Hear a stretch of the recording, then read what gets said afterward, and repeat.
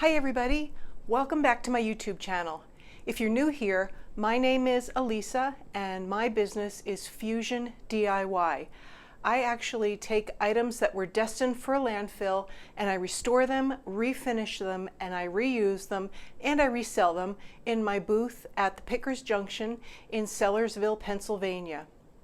Today I have 3 projects for you. So the last couple of videos have been running about a half an hour and I'm going to try to shorten those a little bit.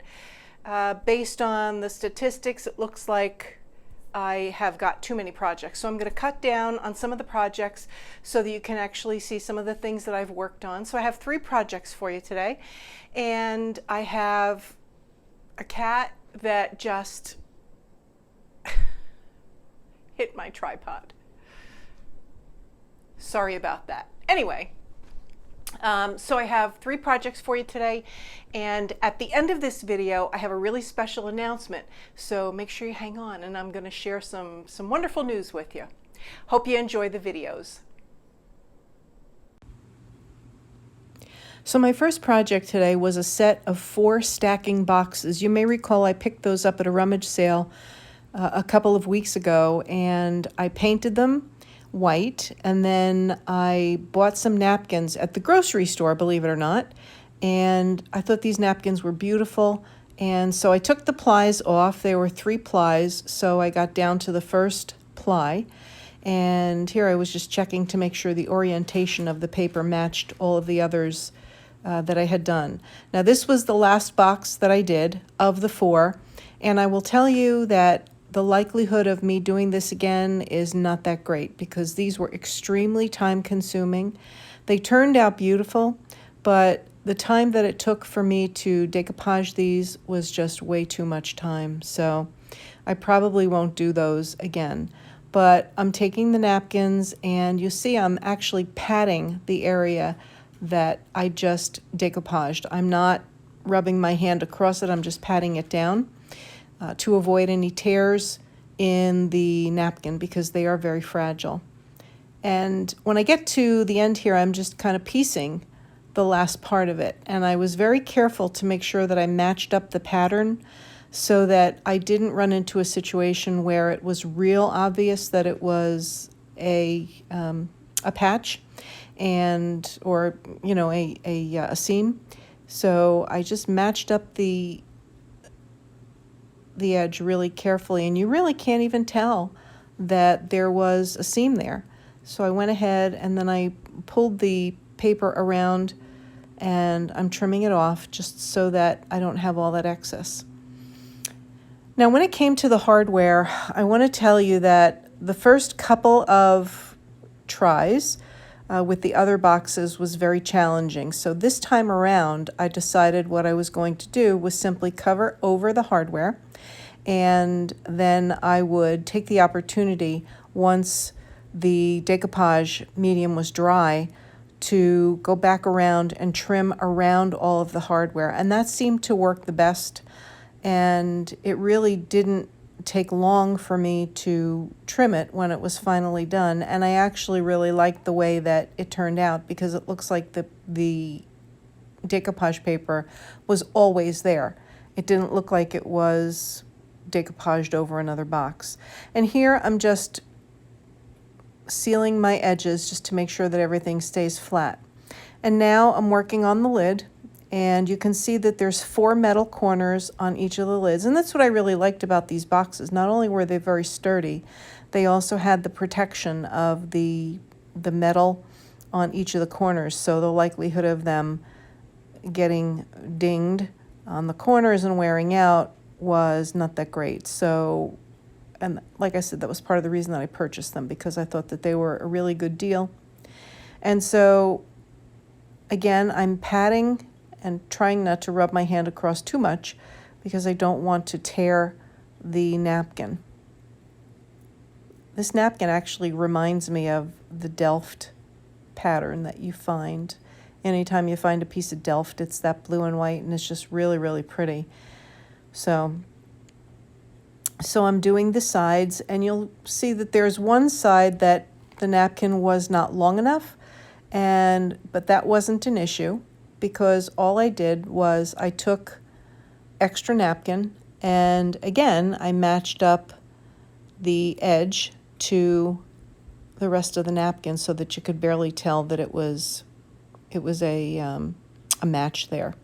And now I'm taking my brush and I'm just going to push down the edges underneath the cover, and then I am piecing the last piece of the cover and cutting that to size. This actually turned out, this one of all of the boxes turned out the best, I think, because it was, it took me a couple of boxes to figure out the best way to do it. And I think that when I finally did figure it out, it went pretty quickly. But again, still too much labor, probably wouldn't do it again. And so it was an experience. And I thought that they turned out great.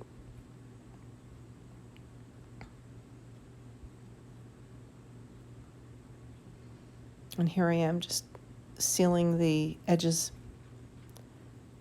underneath the cover. Now what I'm doing is I'm cutting out the hardware, taking a razor blade and just cutting it out. And then where there were some frays, I actually went back with the decoupage medium and just re-decoupaged over it just to give those frayed little pieces some strength so that they wouldn't rip in the future.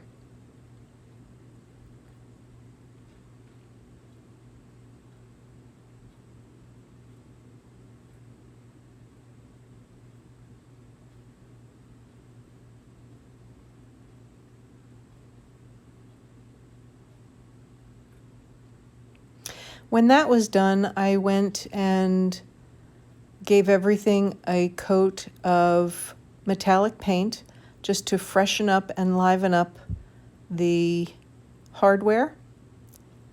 And it took a couple of coats, and it was just not expensive paint. It was just something I picked up at Walmart. It was a metallic that matched as close as I could get it to what was currently there. It just kind of gave it a little bit of new life. And here they are in my booth.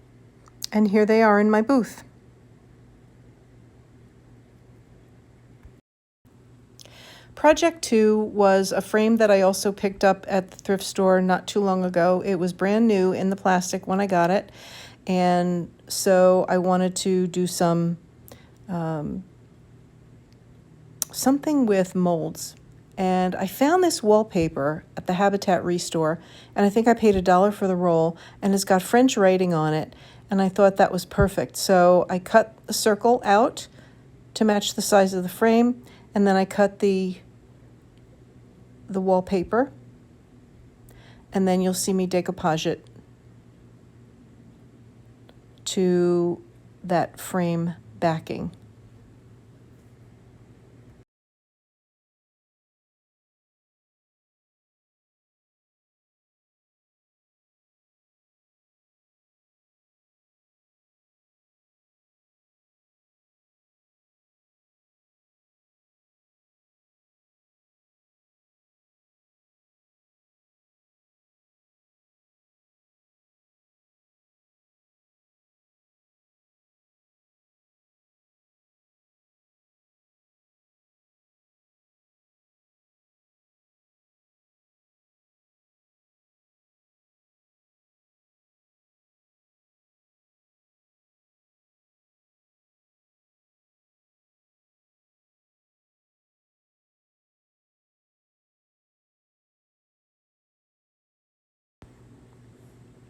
So now I'm using an IOD mold, and I am just using some baking soda to fill in the mold that I'm going to use. When you do that, it makes the mold easier to release from the clay to release from the mold.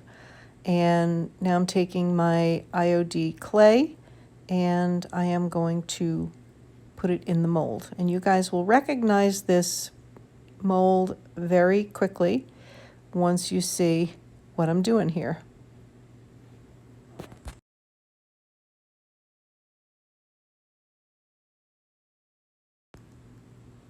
The nice thing about the IOD molds is that they have the micro rim, so you can actually just push the excess clay off the edge of your mold. And then I'm going to take a spatula and I'm just going to flatten out the back of the mold. The back of the mold is what goes against whatever you're gluing onto. And so I want to make sure that that's as flat as possible so that I don't run into problems with it adhering. Now, once I've gotten it all done, I'm going to turn it over and I am going to pull the mold out. And you guys may recognize this, the bunny, the running bunny.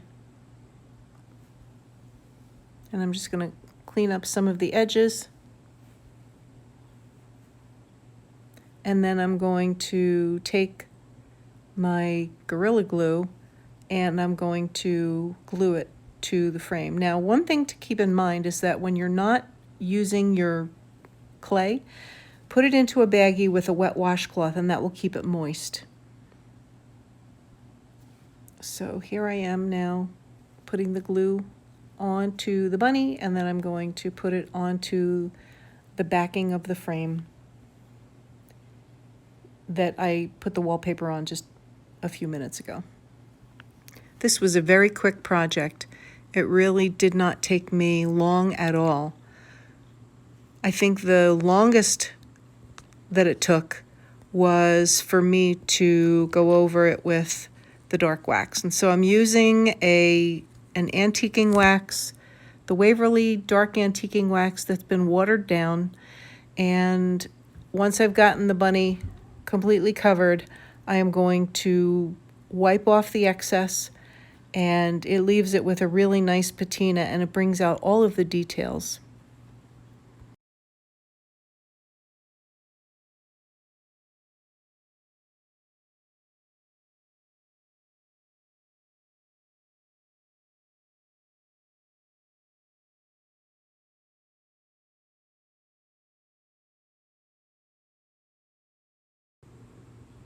And so here is the finished project.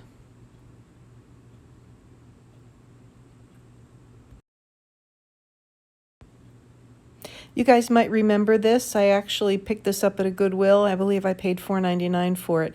It had 2 keyholes in the center that I removed, and I filled those holes with Durham's water putty. So now I'm just sanding down the residual from the Durham's water putty. And once I get that sanded down, then I'm going to go back and I'm going to give it, I believe it was 2 coats of the Waverly chalk paint, the white chalk paint.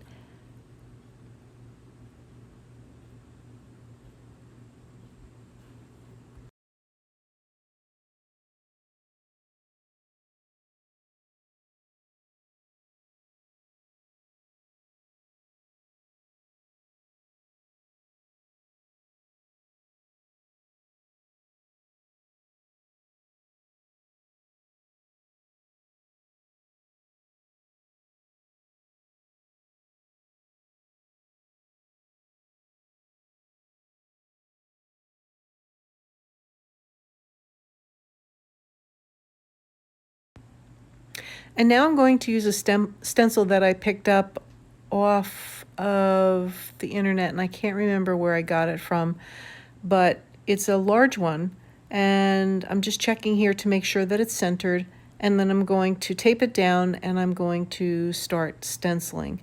Remember, when you stencil, less paint is more.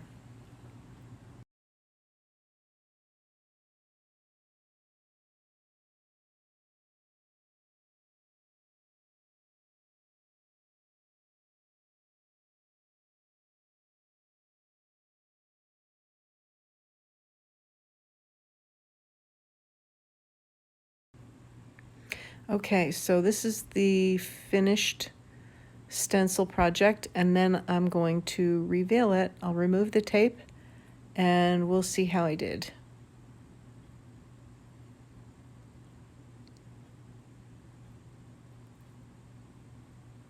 I think it came out great. Then I took some antiquing wax and I went over the frame. You can't imagine how dry this wood was because it sat on somebody's front door or on somebody's front porch.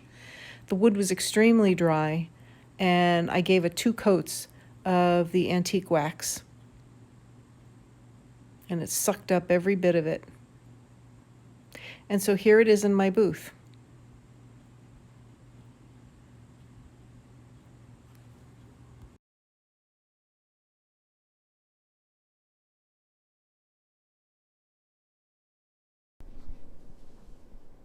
So what did you think of the projects?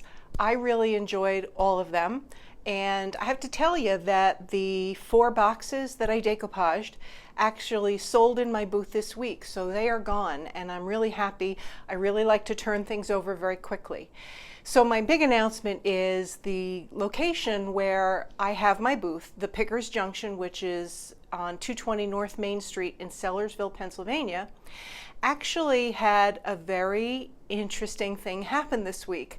They were contacted by the folks at Pawn Stars, and apparently there's a new show that Pawn Stars is going to be doing called Pawn Stars on the Road, and the Pickers Junction was chosen as one of the stores that has an opportunity to be filmed. So yesterday, which was August 27th, whatever that Saturday was, or 28th, 28th, I think, they had Chumlee and one other person whose name escapes me at the moment in the store, and they filmed for a good number of hours. And that broadcast is going to be shown on the History Channel, they think December 3rd. It may shift because of the holiday, but around the end of November, beginning of December. So we're really excited about that. And I can't tell you what was sold because there's a gag order and we can't, but how exciting. If you go onto Facebook and you do a search on the Pickers Junction in Sellersville, Pennsylvania, you'll see some of the photos. I'm really excited for Leslie and Tim, and I hope that they really see such a huge increase in their business as a result. So I hope you enjoyed this video. If you did, please give it a thumbs up, hit the subscribe button and the notification bell so that each time I produce another video, you'll be notified. Once again, I want to thank you for joining me today, and I hope that you have an awesome week. We're coming up on the Labor Day weekend, so enjoy that time off. This is the last of summer. I hope that you have a great couple of weeks, and God bless you and your family.